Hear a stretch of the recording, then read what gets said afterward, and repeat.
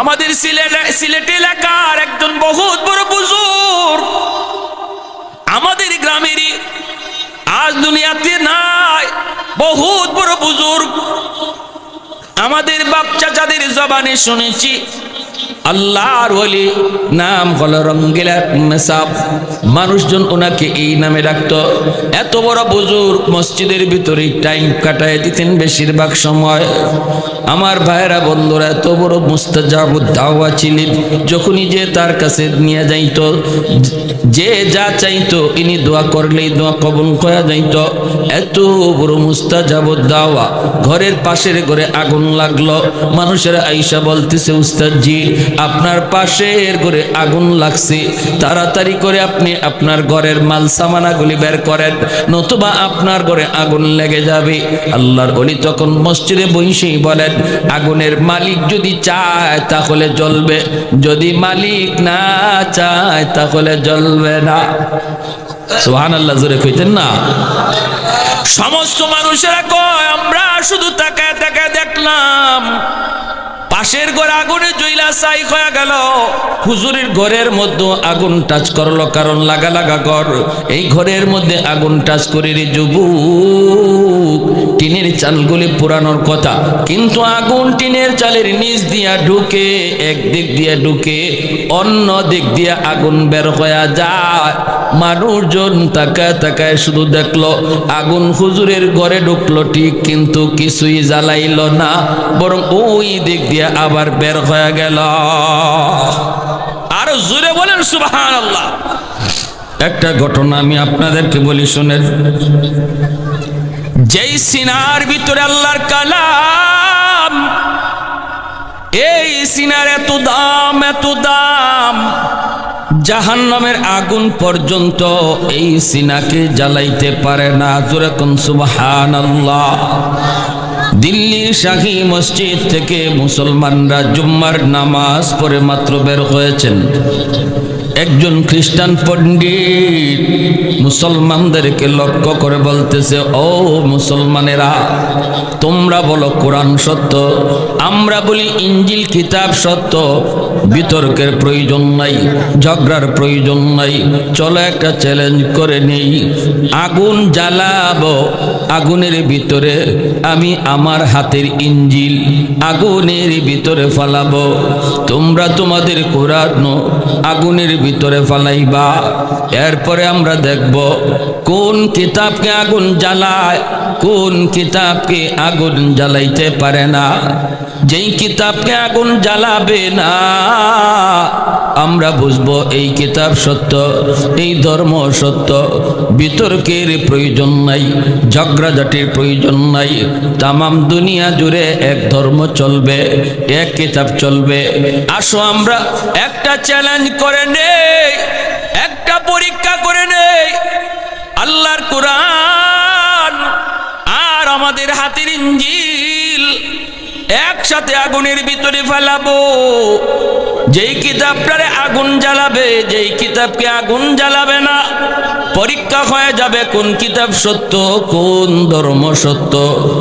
মুসলমানরা তখন ডাক দিয়ে বলতেছে, ও খ্রিস্টান পণ্ডিত, আমরা কোরআনের মহত্ব বড়ত্ব এত বুঝি না, কোরআনের মহত্ব এত জানিও না।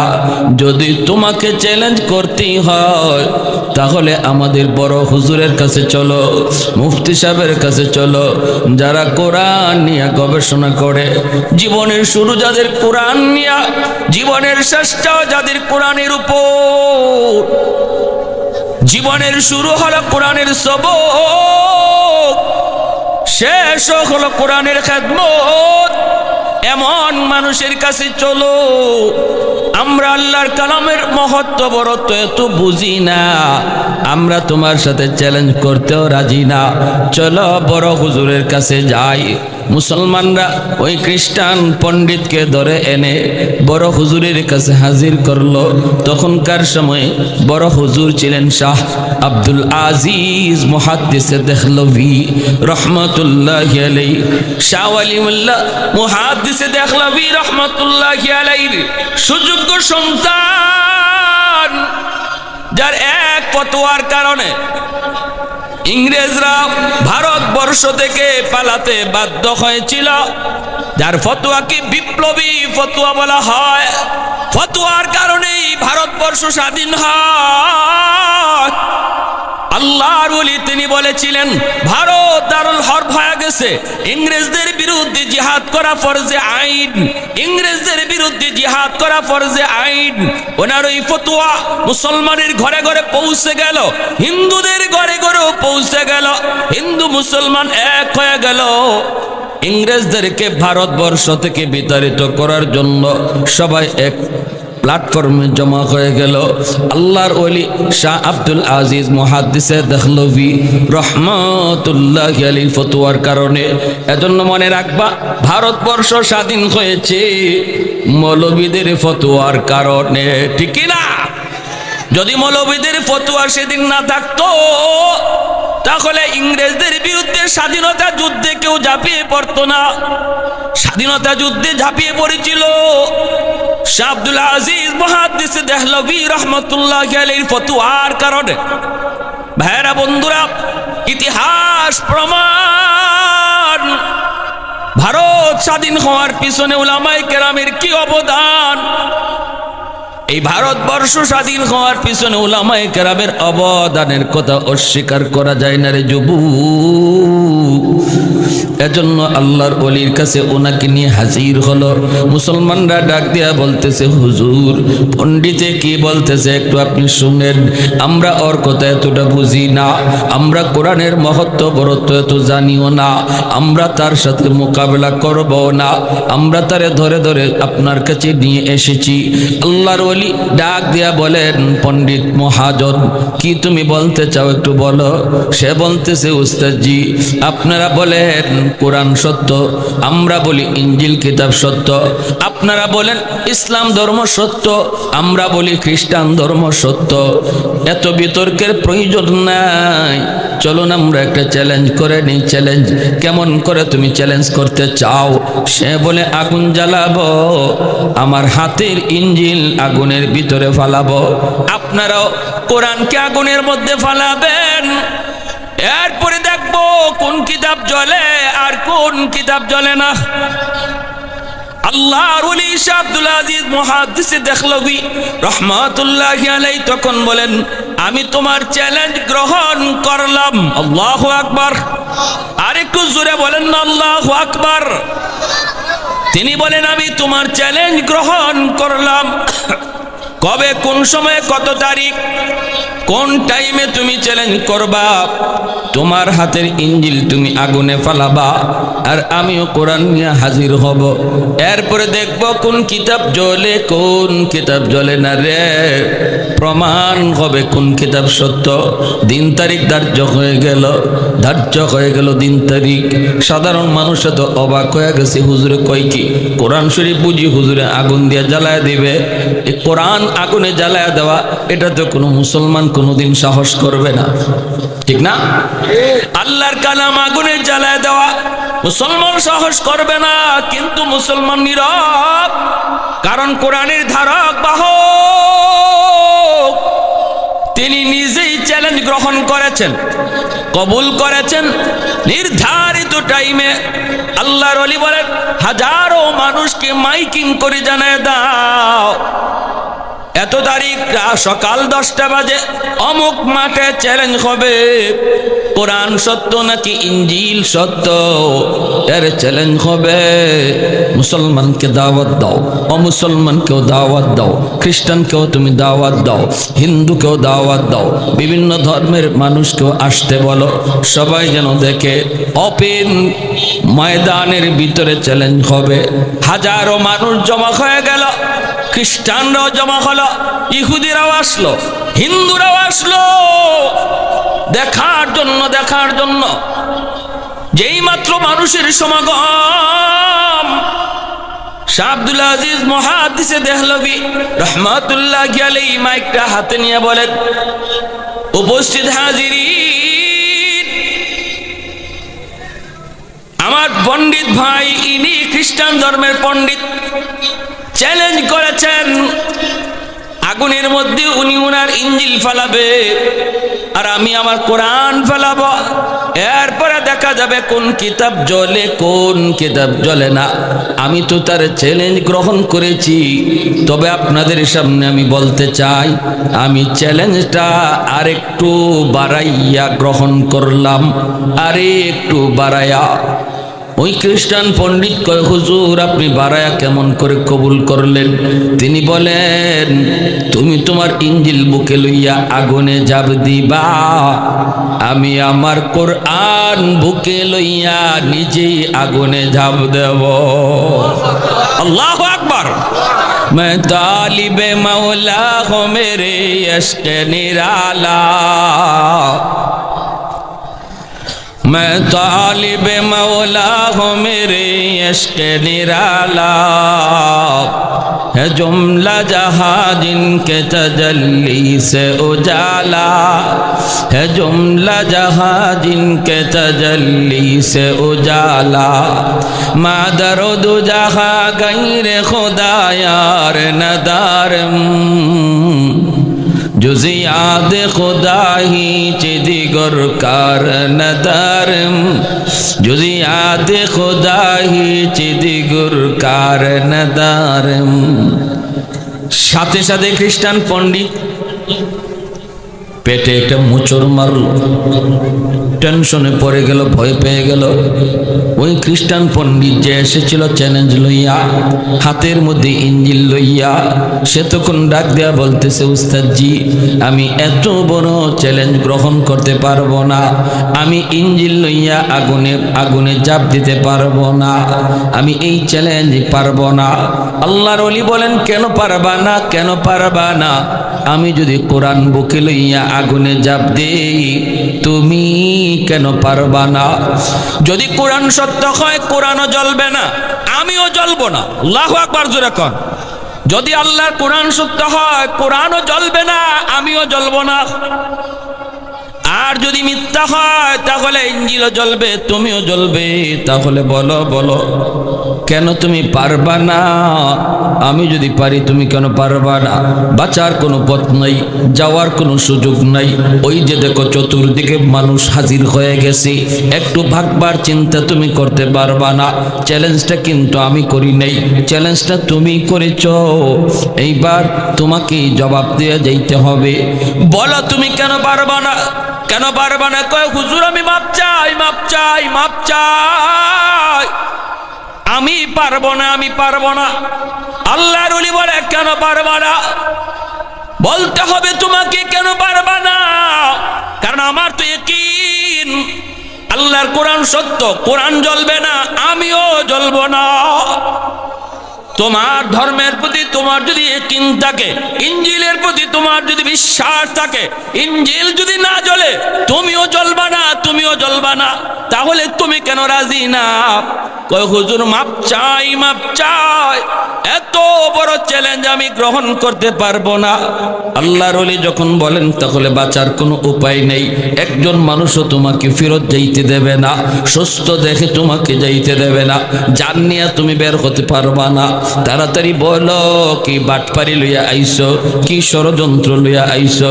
তখন কয় হুজুর আমি সব খুলে বলবো, সব বাটপারি আমি খুলে বলবো, বিনিময়ে আপনি আমাকে একটু বাঁচাবেন, মানুষের মায়ের থেকে, আঘাত থেকে বাঁচাবেন। আল্লাহর ওলি কয় আমি চেষ্টা করব, আগে সত্য কথা বলো, ষড়যন্ত্রের কথা বলো। তখন সে মাইক হাতে নিয়ে বলতেছে, হাজিরিন, উপস্থিত জনতা, আমি আগুনের ভিতরে ঝাঁপ দিব না, ঝাঁপ দিব না। কারণ হলো আমার হাতের মধ্যে যে ইঞ্জিল দেখতেছেন, এই ইঞ্জিল কিতাব আমি কেমিক্যাল মাখায় আনছি, মেডিসিন মাখায় আনছি। এই ইঞ্জিল কিতাব যদি আমি আগুনে ফালাই, মেডিসিনের কারণে, কেমিক্যালের কারণে ইঞ্জিল কিতাবটা জ্বলবে না। এটা কিতাবের কোনো কেরামতি না, এটা কেমিক্যালের কেরামতি। বুঝে আসছেন? এটা কিতাবের কোনো গুণ নয়, কেমিক্যালের কেরামতি। এজন্য ইঞ্জিল কিতাব লইয়া যদি আমি আগুনে ঝাঁপ দেই, আমার ইঞ্জিল ঠিকই জ্বলবে না, কিন্তু আমার বডিতে কেমিক্যাল মাখাই নাই।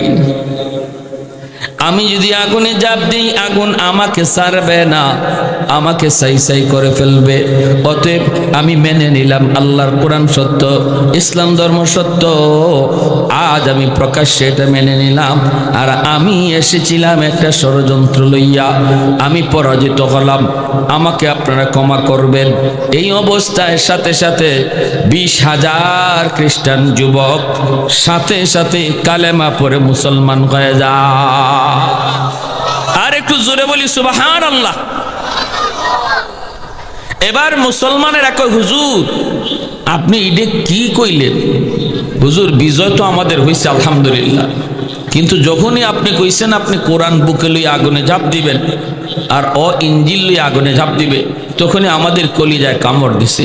হাই রে, যদি এই বেঈমানে এটা রাজি হয়ে যায়, তখন আগুনে পুড়লে আর জ্বললে আর ছাই হইলে আমাদের কি? কিন্তু হুজুর আপনাকে যদি আমরা হারাইতাম, আপনার যদি কোনো ক্ষতি হইতো, তাহলে আমরা এই দুঃখ রাখতাম কোথায়? আপনাকে আমরা আর পাইতাম কোথায়? হুজুর আপনি তো আমাদের জন্য বট গাছের ছায়া, আপনি তো আমাদের জন্য রহমত, আপনারে হারাইলে আমরা কি করে বাঁচতাম? হুজুর এটা কেমন শর্তটা আপনি লাগাইছিলেন? এখন তো আমাদের জানটা রক্ষা হয়েছে, যে সে স্বীকার করে নিছে। আল্লাহর ওলি ডাক দিয়া বলেন, ও মুসলমানেরা, তোমরা কি মনে করেছ আমি যদি আগুনের ভিতরে কোরআন লইয়া ঝাঁপ দিতাম রে, তোমরা কি মনে করেছ আগুন আমাকে জ্বালায় ফেলতো? ভালো করে শুনো, আমার পবিত্র নবীর জবানে হাদিস, যেই সিনার মধ্যে কোরআন থাকে ওই সিনাকে জাহান্নামের আগুন পর্যন্ত জ্বালায় না। অতএব আমার 100 ইয়াকিন ছিল, আমি যদি কোরআন বুকে লইয়া আগুনে ঝাঁপ দিতাম, আগুন কোরআনকেও জ্বালাইতো না, আমাকেও জ্বালাইতো না, বিন্দু পরিমাণ আমার কোনো ক্ষতি হইতো না। তোমরা মনে করতেছো আগুন আমাকে জ্বালায় ফেলতো। আগুনের কোনো নিজস্ব ক্ষমতা নাই জ্বালানোর। আগুনের মালিকের ইশারায় আগুন চলে। মালিক যখন ইশারা দেয় তখন আগুন জ্বালায়, মালিক যখন ইশারা দেয় না আগুন জ্বালাইতে পারে না। নিজস্ব ক্ষমতা যদি আগুনের থাকতো, তাহলে তো আগুন ইব্রাহিম খলিলুল্লাহকে আগুন জ্বালাইতো। আগুনের যদি নিজস্ব ক্ষমতাই থাকতো, তাহলে মুসা কালিমুল্লাহকে তুর পাহাড়ে আগুন জ্বালাইতো। এত কিছু এর দ্বারা প্রমাণ হয় আগুনের নিজস্ব কোনো ক্ষমতা নাই, আগুন তার মালিকের আদেশে চলে। ঠিক কিনা জোরে বলেন? উসমান হারুনি আল্লাহর বহুত বড় ওলি, খাদেমকে নিয়ে রওনা দিচ্ছেন শীতের রাত। হুজুর ওযু করবেন, একটু পানি গরম করা লাগবে। বলতেছেন বাবা দেখ না একটু ওযুর পানি পাওয়া যায় কিনা। খাদেম যা দেখতেছে পানি পাইছে, আগুন পাওয়ার ব্যবস্থা করার জন্য খুঁজতে গেল। যা দেখে কিছু মানুষ আগুনের সামনে দাঁড়ায় দাঁড়ায় আগুনের পূজা করে, আগুনের পূজা করে, আগুনের পূজা করে। অগ্নি পূজারী এরা আগুনকেও দেবতা মনে করে। এই অবস্থায় খাদেম যা কয়, ভাই রে একটু আগুন দিবানি, আমার ওস্তাদ যে পানি গরম করবে ওযু করার জন্য। ওরা কয় আমরা কোনো মুসলমানকে আগুন দেব না, কারণ আগুন হলো আমাদের দেবতা। নাউজুবিল্লাহ জোরে কর, আগুন হলো আমাদের দেবতা। কয় না ভাই দেও না, দিলে কি আগুন কমবে নাকি? কয় কমবে কি বাড়বে তাও জানি না, দিব না দিব না। এই অবস্থায় খাদেম চলে গেল, যাই বলতেছে উস্তাদ জি আগুন তো পাইলাম, কিন্তু আগুন ওরা দিবে না। দিবে না কেন দিবে না? কয় ওরা আগুনের পূজা করে, আগুনের পূজা। উসমান হারুনি খাজা মঈনুদ্দিন চিশতি রহমতুল্লাহি আলাইহি, ওনার পীর মঈনুদ্দিন চিশতি রহমতুল্লাহি আলাইহি উস্তাদ, তিনি চলে গেলেন, যা বলতেছেন বাইরে একটু আগুন দাও, আগুন দিলে আমি পানিটা গরম করব, ওযুর পানি। ওরা কয় আমরা তো আগেই বললাম আগুন কোন মুসলমানকে দেব না। আল্লাহর ওলি কয় কেন?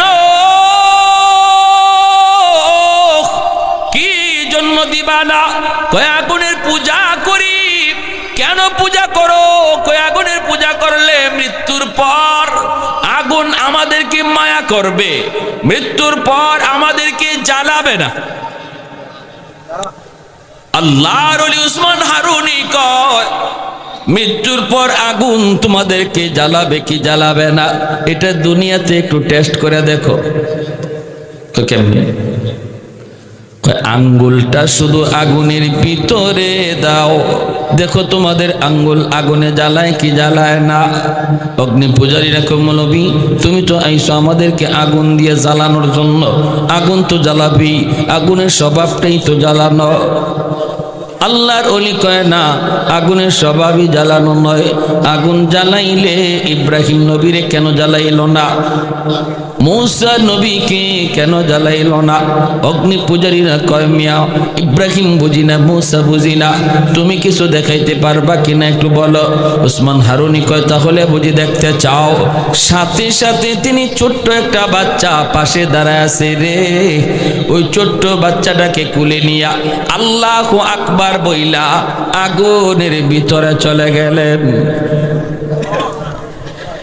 এখন তো রাম রাম রাম রাম রাম শুরু। হায় রে, মৌলবী মরছে মরক, মৌলবী জ্বলছে জ্বলুক, কিন্তু আমাদের বাচ্চাটার কি দোষ ছিল? হঠাৎ করে অগ্নি পূজারীরা তাকায় দেখে না না, যেই মানুষটা আগুনের ভিতরে আল্লাহু আকবার বইলা ঢুকলো, আগুন তার পাশ দিয়ে উঠতেছে, বাচ্চাটার গায়ে লাগে না, তার গায়ে আগুন টাচ করে না, অথচ তারা আগুনের মাঝখানে। একজন এই বাচ্চাটারে তিনি কোলে নিয়ে আদর করেন, চুমু খান, আগুনের ভিতরে তিনি হাসতেছেন, বাচ্চাটা হাসাহাসি করতেছে, আগুন তাদের মধ্যেই উড়াউড়ি করতেছে, গায়ে লাগে না। এক পর্যায়ে তিনি আগুনের ভিতরে অনেকক্ষণ থাইকা আবারও আল্লাহু আকবার বইলা বের হয়ে আসলেন। এখন তো অগ্নি পূজারীরা কয় হাই হাই, এতদিন যাবত আমরা কার পূজা করি, কাকে আমরা ভগবান বলি? আগুন তো বড় ভগবান নয়, বরং যাকে আগুন জ্বালাইল না সে হলো বড় ভগবান। এখন উসমান হারুনিরে ভগবান শুরু করছে, আর কয়ে ওনার পায়ে যখন সেজদা দিতে যায় উনি লাঠি হাতে নিয়ে হারামির দল, তোমরা তো যা যেটা অসম্ভব দেখো, আশ্চর্য কিছু দেখো, এটারই খুদার ভগবান কইতে দেরি হয় না। নবী বাইতুল্লাহ 360টা মূর্তি পাইলেন, এই মূর্তি, এই ভগবান, এই দেবতা বাড়তে বাড়তে 33 কোটি। কত কোটি? 33 কোটি। তুলসী গাছ এটাও ভগবান। এজন্য বলি আগুনের স্বভাবে জ্বালানো নয়। ওই অবস্থায় শাহ আব্দুল আজিজ মুহাদ্দিস দেহলভী রহমতুল্লাহ আলাইহি বলেন, আমার নবীর পবিত্র জবানের হাদিস, যেই সিনায় কোরআন থাকে এই সিনাকে জাহান্নামের আগুন জ্বালায় না, আমারে দুনিয়ার আগুন কেমন করে জ্বালাবে? এজন্যই আমি রাজি হয়েছিলাম, আমার পুরাপুরি ইয়াকিন ছিল, ও যদি রাজি হইতো আমি আল্লাহর কালাম বুকে লইয়া আগুনে ঝাঁপ দিতাম। আর আমার 100 ইয়াকিন ছিল আগুন কোরআনও জ্বালাইতো না, আমাকেও জ্বালাইতো না। সুবহানাল্লাহ, জোরে কোন।